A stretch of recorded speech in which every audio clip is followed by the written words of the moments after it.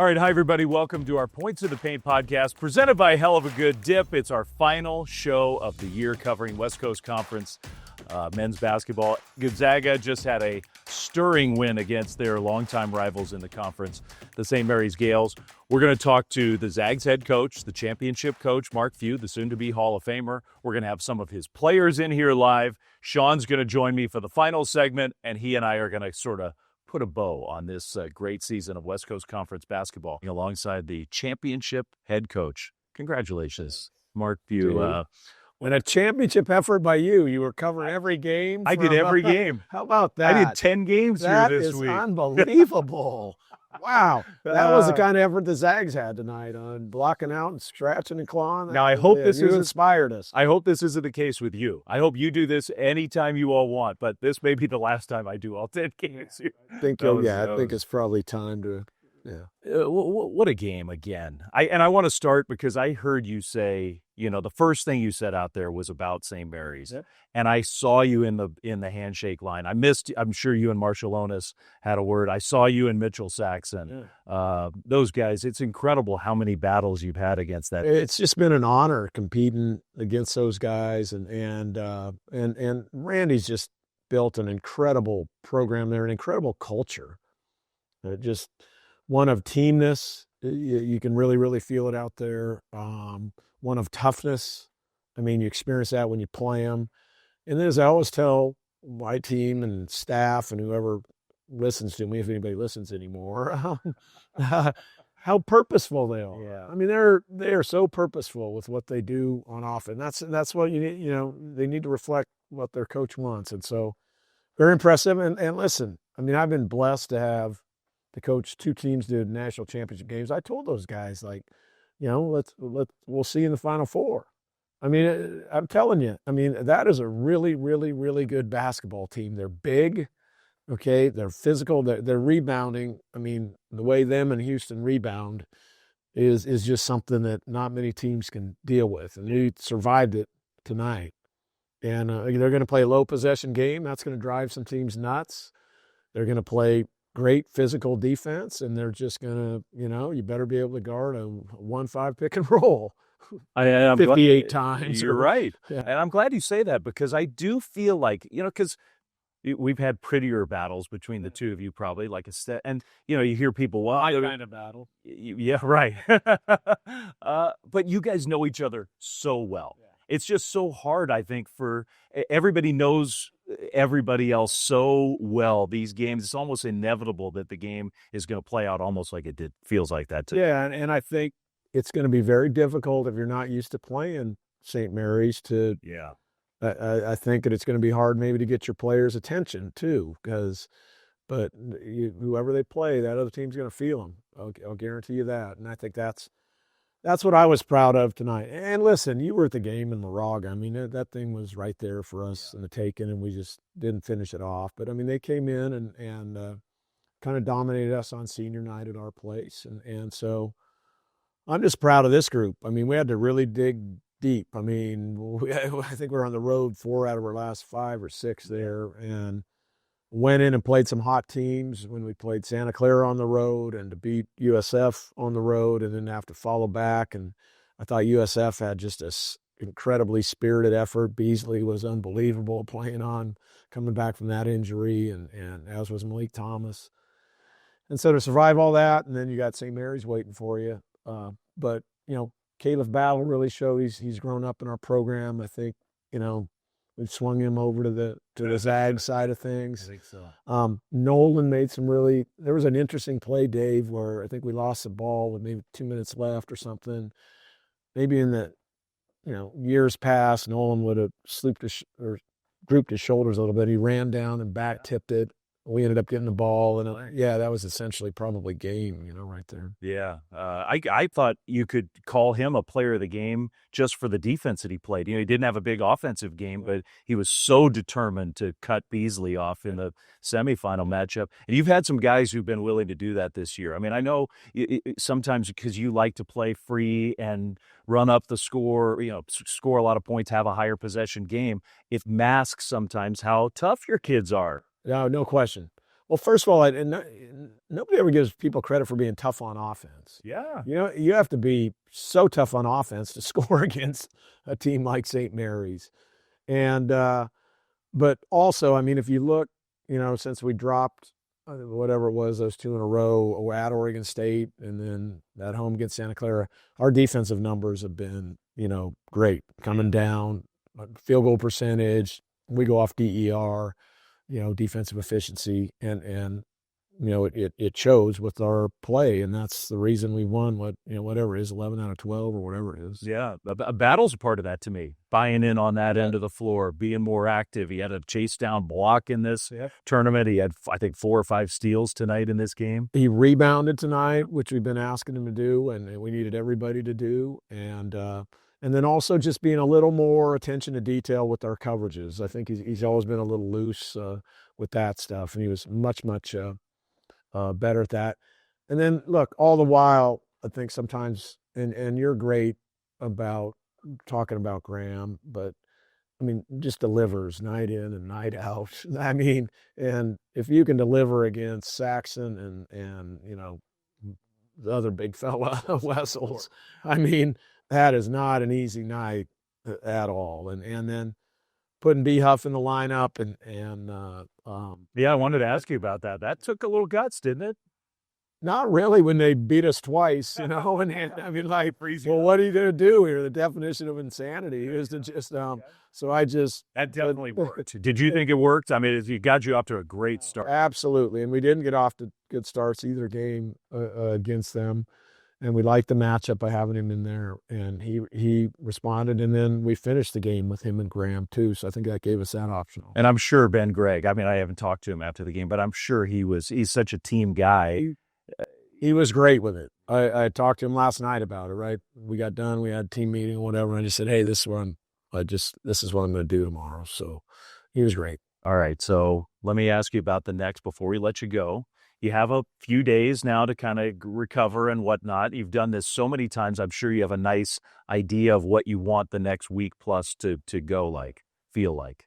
Yeah, first of all, like rest. I think we need rest. We've been going hard. Like I said, we're on the road and then going hard. And we practiced hard this week, actually. So we need rest. Ryan's really beat up. Ryan had his thumb taped up, his shooting hand thumb, you know, and he needs rest. And, you know, Graham would never admit it, but I think he could use some rest. And then we'll start gearing up at the end of the week. You know, obviously I think we got some things we can tighten up, or our ball screen coverage. They got a couple layups and stuff on that. And then continuing to kind of develop our offensive plan when we're playing these different guys and these different lineups and different positions is still something I think as a staff we're still kind of toying around with some things.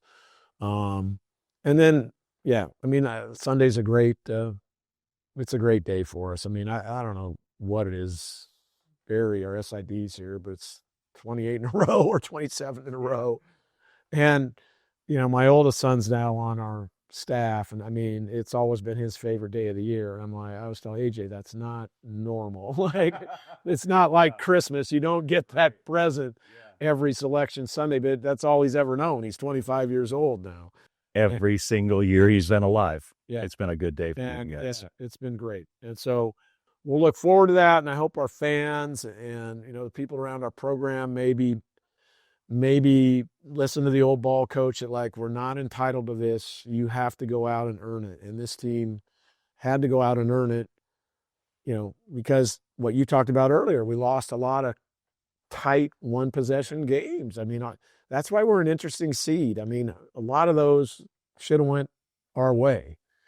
And I think that's why we're ranked so high in all the analytics is, you know, we've done that against everybody. We just haven't made that one last play or one last stop or one rebound. Or my gut tells me you're going to be happier on Sunday. Yeah, and listen, and having gone through so many of these, like, it doesn't really matter, man. It's it's all fun and games, I say, and then that matchup shows up, and it's like, oh boy.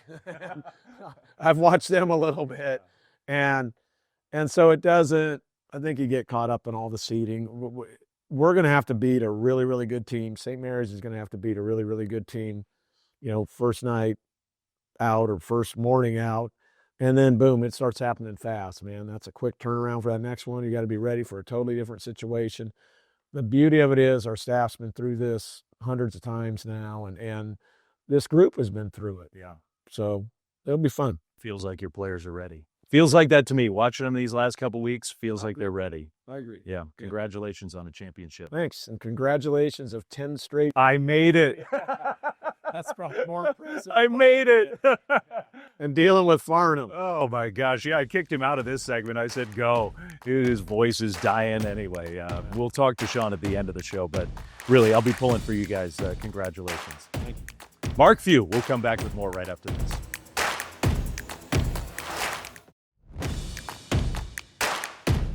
All right, we're back on our Points in the Paint podcast, presented by Hell of a Good Dip. Ryan Nembhard, Khalif Battle, Graham Ike. Great night here in Las Vegas. You guys, look, we had some great shots on television of the smiles and the hugs after the final horn sounded. The three of you, you've won a lot of games. You've played in a lot of big games. It doesn't get old, does it, to win a championship, cut down those nets? Definitely not. It's my first time doing it. No better feeling, honestly. Especially doing it with these guys, this whole group. Special. Yeah. Yeah, I talked about it all week. You know, we wanted to come here. We wanted to leave with 2 wins. Felt like we might have been in the tournament, but we really wanted to get this win. And special, man. To do it with this group of guys, we've been through so much this whole year, and it's special to do it out here with these guys. And Khalif, it was obvious from the tip.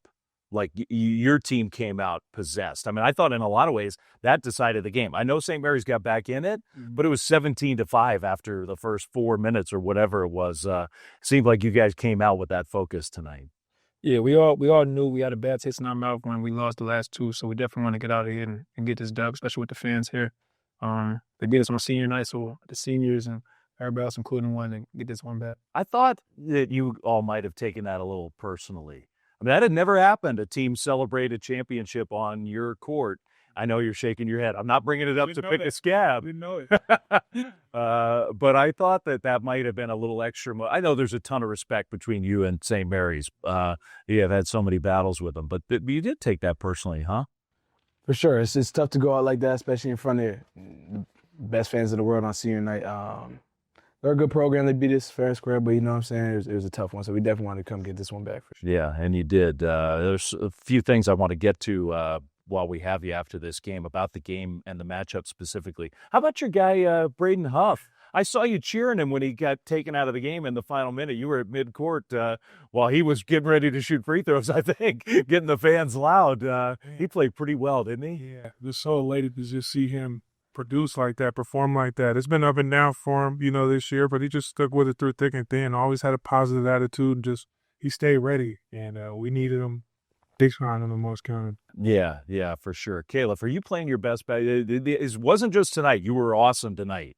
The semifinal game against San Francisco, I thought you were a big time difference maker in that game too. You feel like you're playing your best at the right time? Yeah, whenever it's a big game, I always feel like I'm ready. I think these guys know that also. I'm locked in whenever it's a big game, and I'm always confident out there, and these guys instill a lot of confidence in me. So it means the world that, they just trust me and I trust them. This time of year, it's all about winning.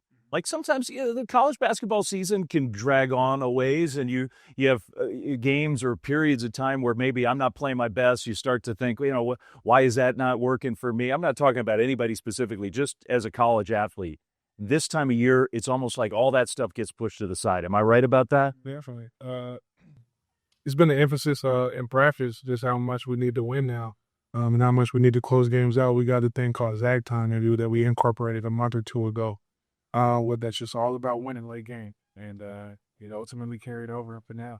Feels like you guys have gotten over. I know in the beginning of the year there was like a little thing about, why isn't this team closing out close games? Why are they losing all that? Seems like that's in the past. Is that true? Yeah, for sure. I think it's hard to say. Basketball is a game of little things going right or wrong, and we had some things go a little bit wrong for us early in the year, but we're figuring it out, man. It's basketball at the end of the day, and I think we're playing our best ball at the right time, and we started to close out a couple games these last 2. And it's the right time to do that. All that matters is winning. Yeah, so very true. So, Khalif, how do you envision the next few days going? You got a chance to celebrate this one for a day or 2. You go back home. You have Selection Sunday together as a team. That's always fun. You see where you're going. The head coach is here. He's going to answer that himself. You're going to run some wind sprints over the next few days, huh? I hope not, but if it happens, we're gonna go through it together. I mean, everything he told me in the recruiting process and me just being a part of this family has been real. I never went anywhere else, so to meet, it's tough to be able to transition to new places. These guys made it feel like I was right at home, from day one. So I mean, I feel like whatever we got to do from this point on is just keep being who we are, stay true, and keep on grinding, be in the gym, and everything else gonna work itself out. I'm glad you brought that up because this is your first year here, and this is your first year experiencing what Gonzaga basketball is all about. And you and your head coach, who's barking at us in the background here, I noticed at the end of the game, you two had a big hug and some real, genuine, big smiles together at the end of this one. Yeah, I hugged Coach. I found him. I told him I loved him. This week told me I had the opportunity to be a part of this tradition. I wouldn't want to be anywhere else and share this moment with anybody else, especially with my brothers. So to be able to do this has been amazing. It's not over. We still got a lot of time left, in my opinion. And so I'm just excited to see what's next, and we're just gonna get back to Spokane and keep the ground going and see what happens after that. Good way to finish. I'll ask the three of you. You can each give me whatever you think. What can this team accomplish over the next few weeks? Sky's the limit. Sky's the limit. We determine it. I think that was pretty good right there. He's good, this guy. He's great. Sky's the limit, and we're gonna take it one game at a time, one game, one day at a time. Every box out drill, every wind sprint, and every at a time. I agree. I'm not trying to live too far into each other. Yeah. He is something else, isn't this guy? All these guys. On the court, he's the mean face and intimidating and yelling at people, and then you get him off the court, he's the nicest guy in the world. The arena gives a space for that. Yeah, it does. It does. Be your nice guy off the court. No doubt. Graham Ike, Khalif Battle, Ryan Nembhard, congratulations on the championship. Thanks for being with us.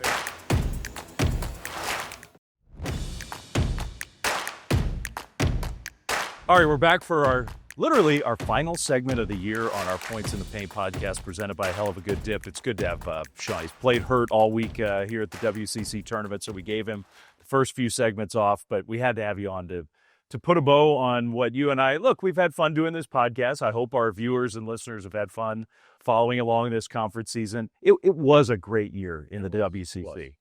It was, and the reason why it was is because there was better depth. Yeah. You had some unpredictable results. You had great moments of individual play, and we saw that even play out here. I mean, you think about Mo Odom. Yeah. Like, I leave here thinking about Gonzaga winning the championship and how significant that was, and St. Mary's season, that's fine. But Mo Odom and what he did here for Pepperdine and what it meant for Ed Schilling's program and how well he played and made a name for himself. And, that's what March is about, is sometimes being able to shine lights on stories that you and I haven't talked about on this podcast during the course of the year. But that was one, and it was a good one. Ryan Beasley and his performance here when St. Mary's is playing without Marcus Williams and goes for 29 to get them into the semifinals. Yeah. Like, those are moments that as a former player, I look at and say, those guys stepped up when their team needed them most. We did. We'll talk about that before we wrap up here. It is a good point. Like, that's what this week and this time of year in this sport is about. Because college basketball, look, the diehard fans following our podcast every week, they know Mo Odom. Yeah. But the general college basketball fan until this week probably had never heard of him. Right. And he's a really good player who had a very solid year. It's not like he didn't do anything all year, showed up here and went nuts. He had a good year, but people all around the country have been talking about him this week. And that I feel good for him. I feel good for Pepperdine. It was a year of, a lot of difficult circumstances for that school, that program. I think back to our conversation with Jay Billis a few weeks ago. And that we sort of got into some of those big picture college basketball issues with him. Like, on his point was, look, if you get the right people in place, if you're smart about it, if you have the right coach, if you decide we care about this enough to put the resources in place to where we can support good, smart people, you can do it no matter what's going on in the landscape around college basketball. And that's what I think of when I think of these great individual performances. That is a good thing if you do it right for everyone. And I think to your point, too, as far as committing to who you are, understanding who you are, the regular season champ, St. Mary's, did that. Yeah, they did. I mean, they recruit year in and year out to exactly who they are. They've got a great coach. They have a great system. And look, the WCC now will enter the NCAA tournament with 2 teams wearing a home color uniform. It's true. I mean, that's significant. Yeah. Because, in this changing landscape, you've got 2 elite programs that have established themselves year in and year out of being elite. And now they've put themselves ready to see their name pop up on Selection Sunday. Neither one of them will be sitting there going, geez, I hope we get in. They'll see their name pop up and they'll go, man, we really did some good things. Now everybody starts over. Clean slate, 0-0. We have to win the first matchup. That's it. Then you go to the next game. Got to win the second matchup, and you try to get to that second weekend. It's a great time of year, and this conference is very well positioned to have more success in the NCAA Well, tournament. before we wrap up, let's talk about that just for a minute. Let's start with the Zags. So they get the automatic bid. You and I knew, there was no doubt. So we kept hearing people around the country like, oh, if they lose in this tournament, I don't know, they're going to have to sweat it out, please. They were in. But I do believe that all these projection things, these guys are not idiots who do all this stuff. Yep. And they were around that 8-9 game. I don't think they're going to have to be in that game. And I do think that helps. If you're trying to make a run and get back for a 10th straight tournament to the Sweet 16 like the Zags are trying to do, avoiding a 1 seed 2 days after your tournament starts is a big deal. And I think once you win that first game in the NCAA tournament, short turnaround, it's really hard to prepare for this Gonzaga team, especially if Khalif Battle is going to play like he played tonight. He takes them to a whole nother level when he buys in to the Zag way. And he fought it. He fought it for a while. But he showed up and he showed out in this tournament and down the stretch of the regular season, that game in San Francisco. And when he competes at this level, man, it's really good. Yeah, really good. And I'm going to get to St. Mary's too, because I think St. Mary's has a similar thing where if they can win that first game, the Gales are really tough on a short turnaround to prepare for. They got to make some shots. They do. Both these teams do, really, Zags truth be told. too. That's the theme of this night. We had a great competitive game. In some ways, I walked off the court thinking these 2 teams just know each other too well. Yeah. There's so much familiarity. Everything is so tough on the offensive end when you know each other as well as these 2 teams do. But one last word on the Zags. All right, Battle's one thing. I think you're right about that. What's the formula for the Zags to get to that second week? Elite level guard play, and they have that. March is about guard play. But share the ball, move it, put his players in position to be successful. He's done that all season long. There's no reason to believe that he won't. I think playing that 2-man action between him and Ike, I really don't know how you stop it because nobody's been able to figure it out now for a year and a half. Yeah. Like, how do you slow it down? The only time it slows down is when they get away from it and they start settling for shots. Don't settle for shots. Take the good ones. Get the ball inside. Force the defense to have to react. And that's where you'll find your 3-point looks. Yeah, I'm going to be interested to see how much Huff and Ike play together, too, in the tournament. More after tonight. Yeah, it was a great move.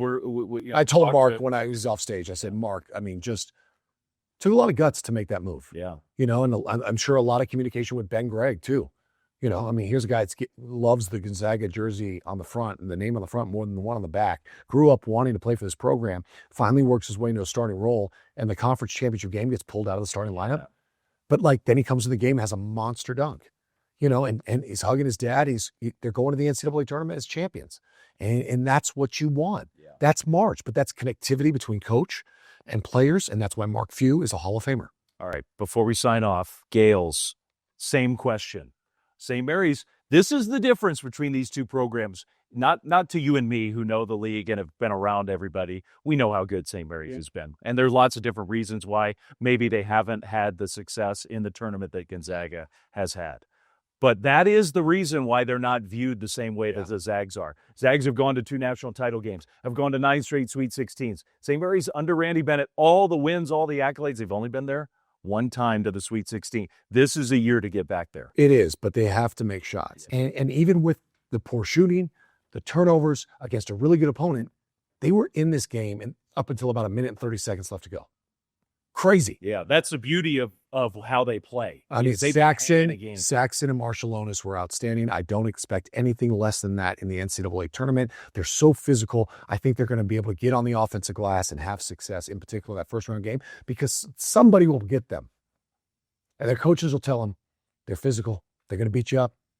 Then they go, they look at them and go, come on, we got these guys. And then they're going to get punched in the face, and they're going to be down 15, and the game's going to be over. They are a big, strong, tough physical team. No doubt. They can go head-to-head physically. I'm not saying explosion and athleticism and speed necessarily, although they have some of that. But in terms of just physical strength, they can go with anybody. No doubt. And that's the reason why they won the regular season championship going away. This loss tonight doesn't deter them from their ultimate goal. Obviously, they would have loved to take the trophy home with them. But the guys from Gonzaga did what they do. They're the champions. I'd be hard-pressed to think of a matchup that isn't going to be somewhat favorable for both teams in the first round, for sure. Yeah, I'm with you. It's been fun. I mean, it's been a really fun year. I never take for granted working with you, sir. And I hope that WCC fans that listen to this podcast understand we really do genuinely love calling these games together. Yeah. We love covering these kids and telling their stories. And they've been some great stories. Awesome. From San Francisco and Santa Clara to Gonzaga and St. Mary's to guys like Mo Odom doing it. Austin Rapp we talked to this year on the podcast was super fun to catch up with. We got to meet some of the players. It was a fun year for you and me in this league, but especially on this show to dive a little deeper. And we appreciate everybody participating with us. We had a lot of great guests. I enjoyed it. And everybody behind the scenes was so great. And listen, I think the only way we could sum up the show to make it appropriate for everybody. Please. It's been a hell of a good season. You're a hell of a good host. We've had a hell of a good tournament here in Las Vegas. And it's all been brought to you by Hell of a good dip. We'll talk to you next year.